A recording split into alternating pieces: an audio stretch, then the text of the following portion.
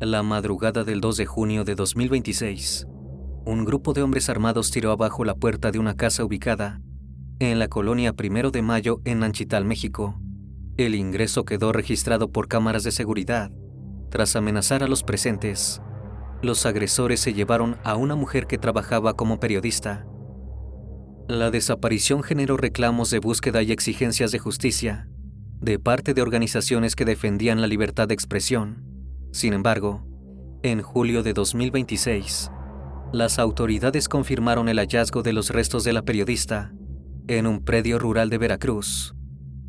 La investigación reveló una de las aristas más delicadas del caso.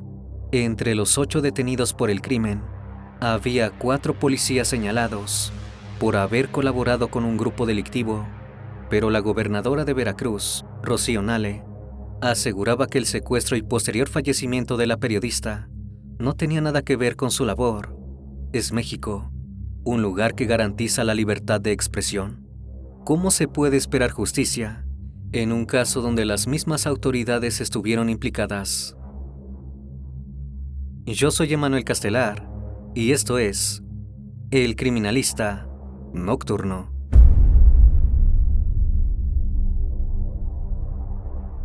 Buenas noches, bienvenidos al Criminalista Nocturno.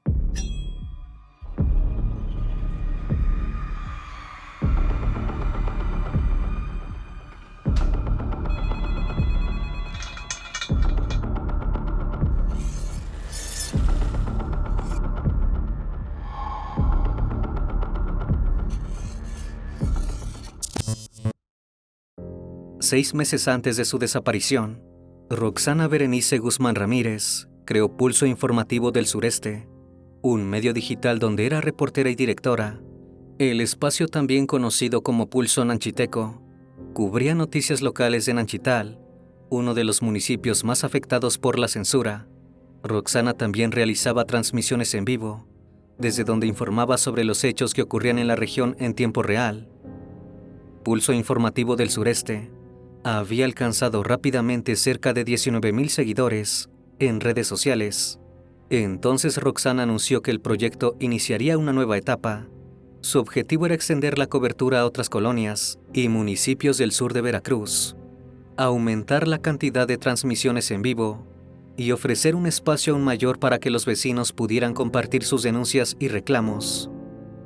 En los días previos a su secuestro, Roxana había difundido diversas denuncias ciudadanas, entre ellas la presunta venta de huevos en mal estado y el caso de una familia que exigía al ayuntamiento el pago de los gastos médicos derivados de un accidente en el que estuvo involucrada una camioneta oficial.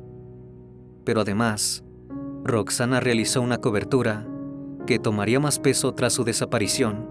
El 24 de mayo de 2026, durante el programa En Línea Notifierro, se difundió un video grabado en Ixhuatlán del Sureste, donde se podía ver a un policía municipal golpeando a un hombre.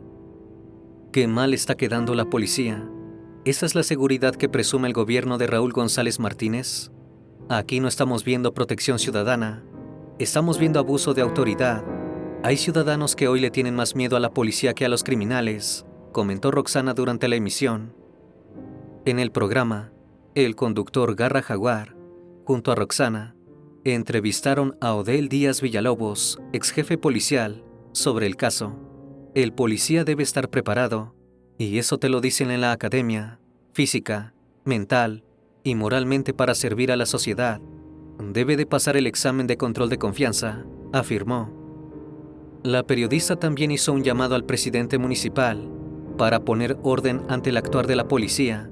No sabemos si están capacitados, cómo están trabajando, si el día de mañana van a ultimar a alguien, señaló. Casualidad o no, muy poco después de aquella cobertura, la periodista desapareció.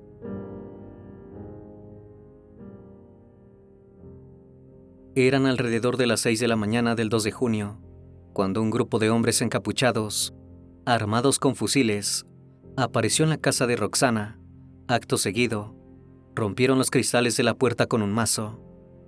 Con fin de dejar constancia del hecho, la periodista comenzó a grabar la situación con su celular desde adentro de la casa. Al mismo tiempo, El hermano de Roxana les pidió a los agresores, entre gritos, que se calmaran porque había un menor de edad y una bebé. Pero el grupo logró derribar la puerta e ingresar. Allí apuntaron con sus armas a todos los presentes y les pidieron que se tirasen al suelo. Automáticamente, uno de los hombres le quitó a Roxana el celular de la mano, interrumpiendo la grabación. Lo siguiente que pasó fue que la periodista fue sacada de la casa familiar a la fuerza, y no se supo más nada sobre ella. La familia no tardó en denunciar lo ocurrido en la Fiscalía General del Estado de Veracruz, además de entregar el celular de Roxana como prueba de lo ocurrido. Las autoridades accedieron a la grabación del secuestro y se abrió una carpeta de investigación, pero además, Rubicelia, la madre de Roxana, reveló algo clave. Los hombres que interrumpieron en su casa vestían como policías. Cuando ella les preguntó a dónde se llevarían a su hija, uno de ellos respondió a la comandancia. Por ende, las autoridades tenían que investigar a qué se referían. En ese entonces, un compañero de trabajo señaló que la periodista llevaba cerca de 3 años colaborando activamente en distintos medios de comunicación. Aseguró que durante ese periodo nunca comentó haber recibido amenazas que pusieran en riesgo su seguridad. Al mismo tiempo, el caso llegó a oídos de todos quienes luchaban por los derechos de los periodistas. Asociaciones civiles como Alianza de Medios MX, Amnistía Internacional y Artículo 19 hicieron un pedido público a las autoridades para que la búsqueda avanzara con rapidez. La Comisión Estatal para la Atención y Protección de los Periodistas condenó el secuestro y señaló que mantenía comunicación permanente con las autoridades encargadas de la investigación. Además, informó el envío de un comisionado a la zona para brindar apoyo a la familia de Roxana. La CIMAC activó la alerta de mujeres periodistas y advirtió que la desaparición de Roxana representaba una grave violación a los derechos humanos y a la libertad de expresión. El organismo indicó que en los casos de mujeres periodistas, los riesgos pueden estar relacionados tanto con el ejercicio de la profesión como con la violencia de género. Hasta mayo de 2026, la Fiscalía Especial para la Atención de Delitos Cometidos contra la Libertad de Expresión mantenía abiertas 181 investigaciones por agresiones contra periodistas. Casi 1 de cada 4 involucraba a mujeres como víctimas directas. Las amenazas concentraban la mayoría de los casos, y además, la Fiscalía Especializada investigaba el asesinato de 4 periodistas. Por eso, la CIMAC solicitó la intervención inmediata de la Fiscalía Especial de la Atención de Delitos Cometidos contra la Libertad de Expresión y del Mecanismo de Protección para Personas Defensoras de Derechos Humanos y Periodistas. Además, pidió que la labor periodística de Roxana fuera considerada una línea prioritaria de investigación y que las autoridades aplicaran el protocolo homologado de investigación de delitos contra la libertad de expresión para el esclarecimiento del caso. Pero la investigación seguía sin avances significativos, por lo que el 5 de junio, durante la visita de la presidenta Claudia Sheinbaum a Veracruz, Rubicelia le pidió apoyo en la búsqueda. Durante su conferencia de prensa matutina, la gobernadora señaló que lo prioritario era localizar a Roxana. Al mismo tiempo, los compañeros de Pulso Informativo del Sureste reiteraron que continuaban con la búsqueda y pidieron apoyo para difundir el caso, pero no todos estaban de acuerdo en investigar el secuestro como una transgresión a la libertad de expresión.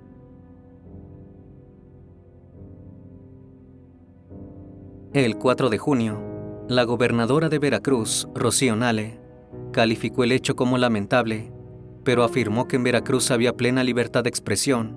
Sin embargo, las cifras indican que había más de 30 periodistas asesinados en el estado desde el año 2000. Recién el 12 de junio la investigación también pasó a la Fiscalía Especial para la Atención de Delitos Cometidos contra la Libertad de Expresión. Durante las siguientes semanas, la Secretaría de Marina trabajó en coordinación con la Fiscalía de Veracruz, la Coordinación Nacional Antisecuestro y otras corporaciones federales y estatales para dar con los responsables. Fue entonces cuando las autoridades indicaron a uno de los principales sospechosos del secuestro de Roxana. José del Carmen Cadena Escayola, alias Delta 7, fue señalado como integrante de una célula criminal que algunos medios indicaron como el Grupo Sombra. Esta organización criminal había aparecido años antes, tras separarse del Cártel del Golfo, y para 2026 ya había extendido su presencia por buena parte de Veracruz. En sus primeros años, el Grupo Sombra había intentado proyectar una imagen de cercanía con algunas comunidades mediante acciones como el reparto de despensas, pero con el tiempo, las autoridades vincularon al grupo con secuestros, extorsiones, cobro de piso y ataques contra organizaciones rivales. El 16 de junio en Coatzacoalcos, Veracruz, las autoridades arrestaron a Delta 7 por la desaparición de Roxana. La madre de la periodista lo identificó por uno de los tatuajes que tenía en la mano derecha como uno de los hombres que habían irrumpido en su casa. Declaró que fue el primero en ingresar y quien le arrebató el celular de la mano a la mujer. Ese día, las autoridades arrestaron a 3 policías municipales de Ixoatlán del Sureste: Julio César, Luis Enrique, Juan Carlos. Lo mismo ocurrió con Ismael, quien se desempeñaba como comandante. Todos estaban bajo sospecha de haber participado en el secuestro de Roxana. La investigación indicó además que proporcionaban recursos, alimentos y apoyo logístico a las operaciones del grupo delictivo. Finalmente, Delta 7 reveló que tras la captura, Roxana había sido trasladada a unos 24 kilómetros de Nanchital, concretamente hacia un rancho en el municipio de Moloacán. Hasta ese momento, la familia todavía mantenía las esperanzas en las autoridades. Fernando Guzmán, el padre de Roxana, declaró que confiaba en volver a ver a su hija. Pero esto no ocurrió como la familia esperaba. Las autoridades encontraron restos humanos enterrados en distintos puntos del predio ubicado en Moloacán, los cuales fueron trasladados al servicio médico forense y con ayuda de la toma de muestras genéticas proporcionadas por los padres de Roxana, se confirmó que los restos pertenecían a ella. Conforme avanzó la investigación, la fiscalía descartó que la periodista hubiera sido asesinada el mismo día de su secuestro. La hipótesis era que esto habría ocurrido en los días posteriores a su captura, aunque las autoridades no indicaron una fecha exacta. Los investigadores también indicaron que el cuerpo de Roxana había sido calcinado dentro de un tambo, utilizando diésel. Presuntamente, ese combustible había sido proporcionado por los policías municipales, señalados de colaborar con la célula criminal. Después del hallazgo, Rubicelia expresó a los medios que la búsqueda de su hija le había hecho vivir en carne propia el sufrimiento que viven cientos de familias en México, pero agradeció que gracias al trabajo de las autoridades, ella tendría un lugar donde llevarle flores a su hija. La familia despidió a Roxana con un velatorio realizado en su casa y celebró una misa de cuerpo presente. Luego, el cortejo fúnebre acompañó sus restos hasta el Panteón Santa Elena, donde fue sepultada. En la invitación difundida para despedirla, sus familiares escribieron que su luz y su amor permanecerían para siempre en sus corazones.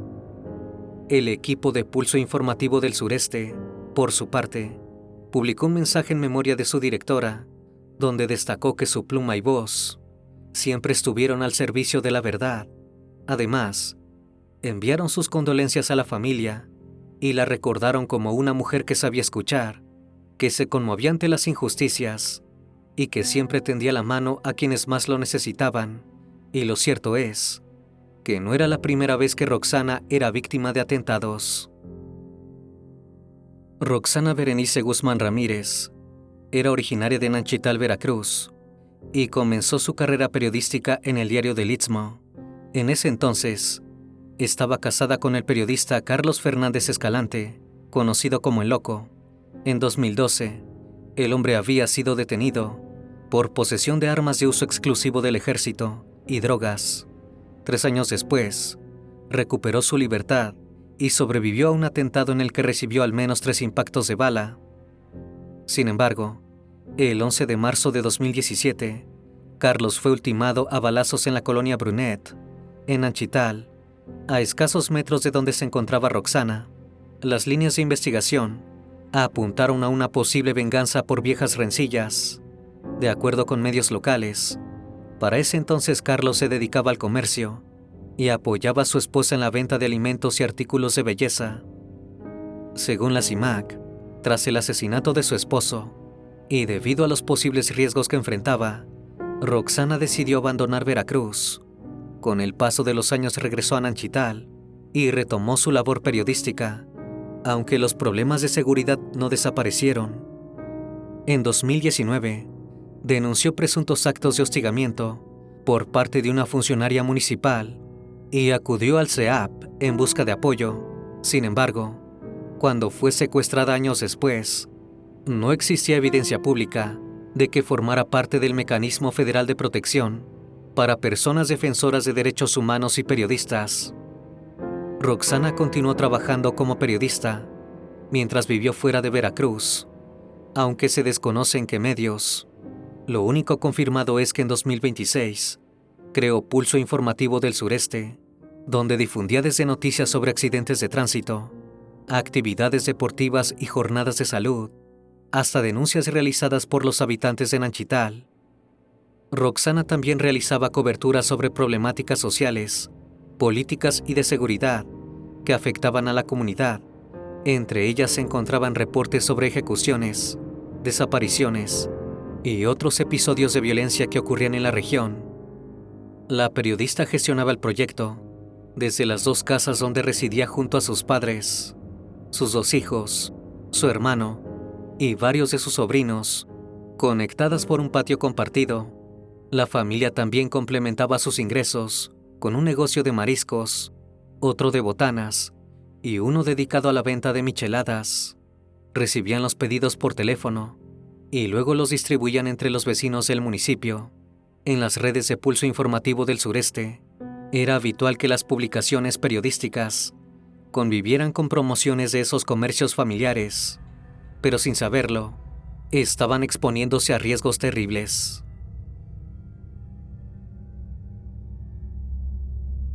La captura de Delta 7 permitió a las autoridades avanzar sobre el resto de la presunta célula criminal involucrada en el crimen de Roxana. A partir de esa detención, fueron capturados Javier Iván, alias Delta 1, señalado como el jefe operativo del grupo, y Luis Arturo, conocido como Delta 11 o El Pelón. De acuerdo con la investigación, habrían participado junto a Delta 7 directamente en el secuestro de la periodista. Poco después, el número de detenidos ascendió a 8, con el arresto de Karen Montserrat, alias La Hiena, identificada por las autoridades como integrante de la misma organización criminal. Estas capturas se sumaron a las de los 4 policías municipales, siendo 8 los detenidos e imputados por su presunta participación en el homicidio de Roxana.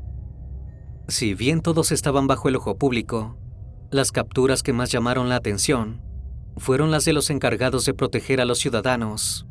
Desde Artículo 19, señalaron que el caso no podía limitarse a esclarecer el homicidio, sino que también era necesario investigar la complicidad entre autoridades y grupos criminales.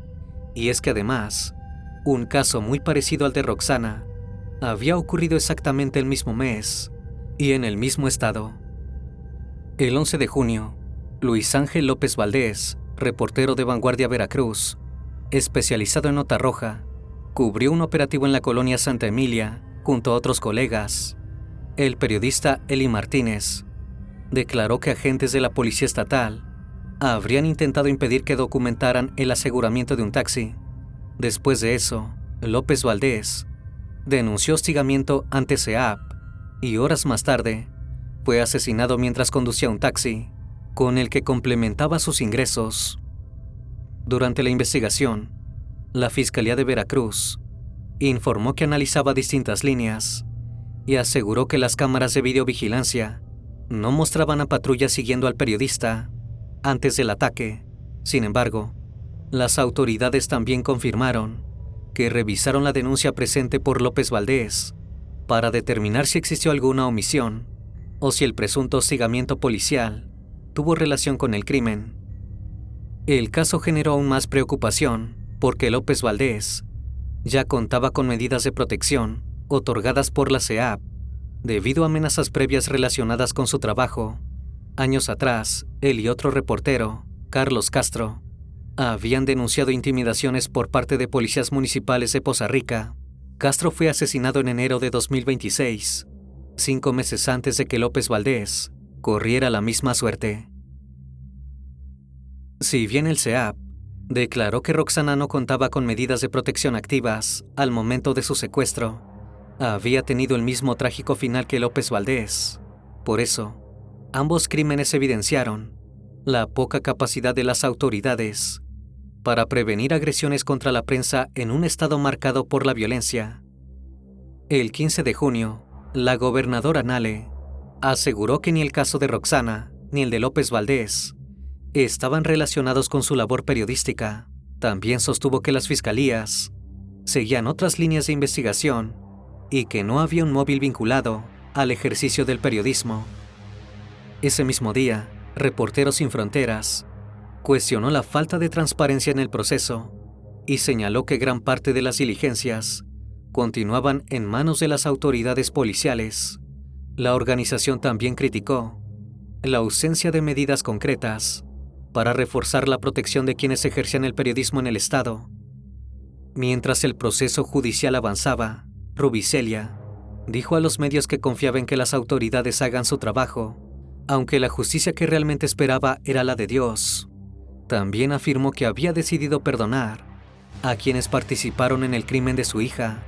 Desde entonces, explicó que su mayor preocupación era sacar adelante a sus nietos, quienes quedaron huérfanos tras el asesinato de Roxana.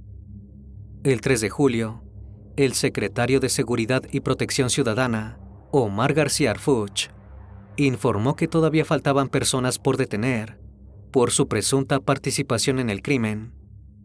La presidenta Sheinbaum, por su parte, hizo un llamado a los periodistas de todo el país para que denunciaran cualquier situación de riesgo y recurrieran a los mecanismos de protección del gobierno federal cuando fuera necesario.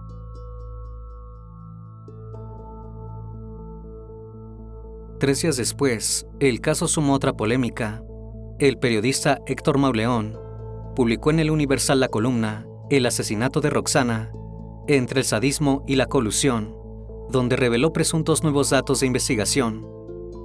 Identificó a Jesús Chavarría, alias Tommy o Shelby, como el líder del Grupo Sombra que había ordenado el secuestro.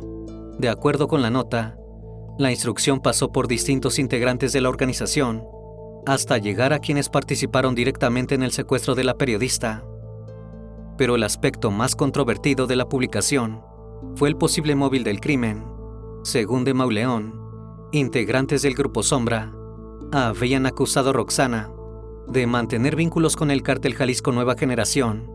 Esta habría sido su justificación para llevar adelante el secuestro y posterior asesinato. Tras la difusión del artículo, Nale aseguró que la información publicada provenía del expediente judicial. No obstante, evitó pronunciarse sobre el cártel Jalisco Nueva Generación y afirmó que no revelaría más detalles para evitar revictimizar a Roxana. Aún así, la hipótesis de un vínculo de la periodista con el cártel desvió parte de la atención del hecho central, una periodista que había sido secuestrada dentro de su propio hogar y luego asesinada. El 21 de julio, Amnistía Internacional condenó el asesinato y exigió a las autoridades mexicanas realizar una investigación exhaustiva con perspectiva de género y derechos humanos. La organización pidió identificar y sancionar no solo a los autores materiales, sino también a quienes ordenaron, facilitaron o encubrieron el crimen. En el mismo comunicado, se instó al Estado mexicano y al gobierno de Veracruz a reforzar las medidas de prevención y protección para quienes ejercen el periodismo, además de investigar las condiciones que permiten que estos ataques continúen ocurriendo. Y tan solo un día después, la investigación dio un nuevo giro que apuntaba nuevamente a las autoridades. La Fiscalía de Veracruz solicitó al Congreso Estatal retirar el fuero al alcalde de Ixhuatlán del Sureste, Raúl González Martínez, señalado como posible implicado en el crimen de Roxana, La petición se sustentó principalmente en el testimonio de un testigo que aseguró haber escuchado al alcalde pedir a un presunto líder del Grupo Sombra que privara de la libertad a la periodista. Supuestamente ella poseía una foto en la que el funcionario aparecía portando un arma larga.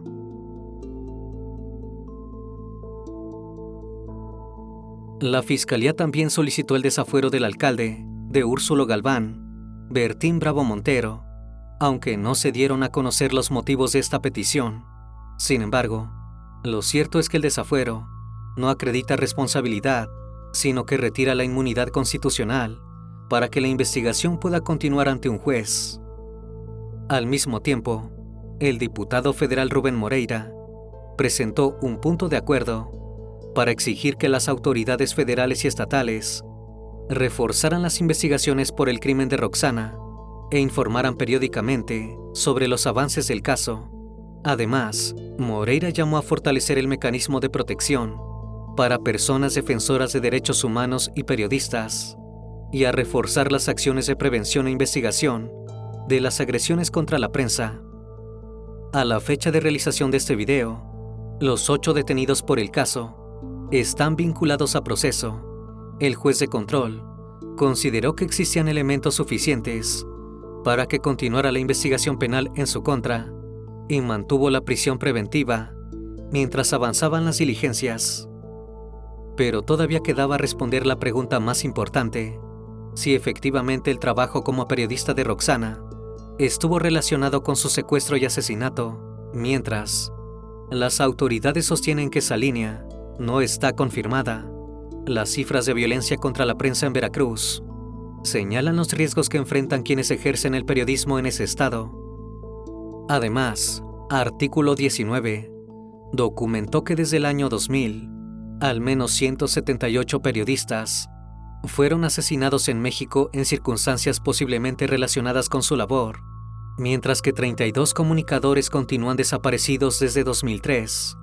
México es uno de los países más peligrosos del mundo para ejercer el periodismo, y casos como el de Roxana evidencian la urgencia de mejorar la protección de quienes realizan esta labor.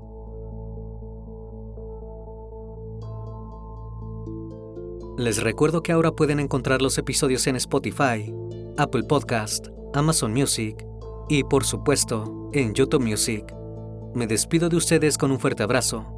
Y si tú aún no formas parte de esta gran comunidad, te hago la cordial invitación a que lo hagas y nos acompañes en este camino. Esto es El Criminalista Nocturno. Hasta la próxima emisión. Y recuerden, en aquellas noches oscuras, siempre habrá una historia que contar.